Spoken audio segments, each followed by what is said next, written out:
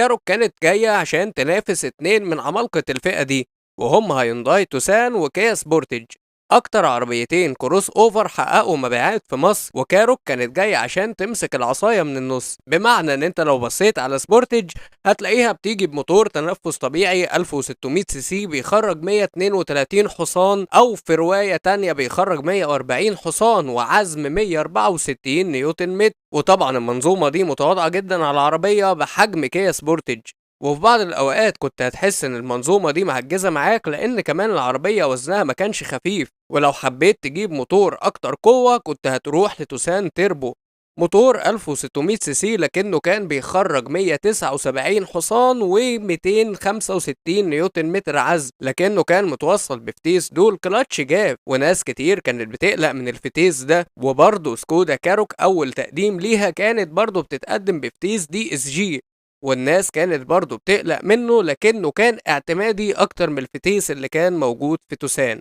لكن في 2020 كاروك اتقدمت بموتور 1400 سي سي تربو بقوة 150 حصان و250 نيوتن متر عزم، لكن المرة دي مع فتيس اوتوماتيك عادي من 8 سرعات من شركة ايسن اليابانية، عشان تقدم لك منظومة اعتمادية وكمان موفرة. في الوقت ده انت كنت هتركب عربية اوروبي بتديك اداء كويس جدا بالنسبة للمنافسين، وبتديك اعتمادية كبيرة وكمان اقل في استهلاك الوقود، وكمان كانت بتديك عوامل امان كاملة في جميع الفئات، على عكس العربيات الكوري اللي كانت وقتها بتديك عوامل الامان كأنها اوبشن في العربية، كل ما هتزود فلوس كل ما تاخد عوامل امان اكتر. وكمان العربية ما تخلتش عن التجهيزات، لانها من اول فئة كانت بتقدم لك فتحة سقف بانوراما ومرايات كهرباء وشاشة عدادات ديجيتال وشاشة ترفيه 8 بوصة بتدعم ابل كار بلاي واندرويد اوتو، واكيد طبعا بلوتوث ويو اس بي، وكمان مفتاح بصمة وستارت ستوب انجن وفوانيس خلفية ال اي دي وطارة مالتي ومثبت سرعة،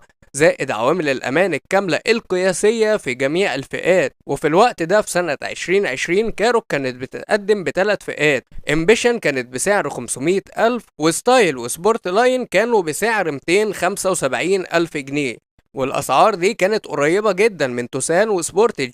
أيوة هتفق معاك إن أسعار صيانتها كانت أغلى نسبيا، لكن مش بالشكل الفظيع، وهتفق معاك برضو ان قطع الغيار كانت اغلى شوية، لكنها كانت برضو متقاربة مع العربيات الكوري اللي قطع الغيار بتاعتها اسعارها في الوقت ده ما كانتش رخيصة برضو. وهنا كلامي على التوسان وسبورتج. ومن موديل 2020 لسكودا كاروك، فهي كانت فعلا عربية ماسكة العصاية من النص، عربية أوروبي بتديك أداء كويس جدا مع توفير في استهلاك الوقود، مع اعتمادية للموتور والفتيس، بتديك كل عوامل الأمان قياسية، بتديك كل التجهيزات اللي بتدور عليها أو اللي أنت محتاجها، بتاخد عربية تكاد تكون هي الأكمل والكمال لله وحده طبعا، لكنها كانت عربية مميزة جدا في الفئة دي وفي الوقت ده، وكانت قيمة حقيقية مقابل السعر. لكن في الوقت الحالي اللي بكلمك فيه للأسف ما بقاش فيه عربية بتديلك قيمة مقابل سعر، ولا الأسعار اللي موجودة ولا اللي انت بتسمعها تستحق انها تدفع في العربيات دي. ولو وصلت معايا لحد هنا ولسه مكمل الفيديو فخليني اقولك حاجتين، اول حاجة شكرا ليك،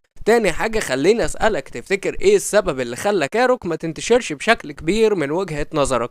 المهم لو عجبك الفيديو قولنا في الكومنتات عشان نكمل ونعمل سلسلة لكل العربيات اللي اتظلمت واللي كانت تستحق انها تنتشر بشكل اكبر، وما تنساش لايك وشير واشتراك في القناة. شكرا لكم على المتابعة ودمتم بخير يا رب.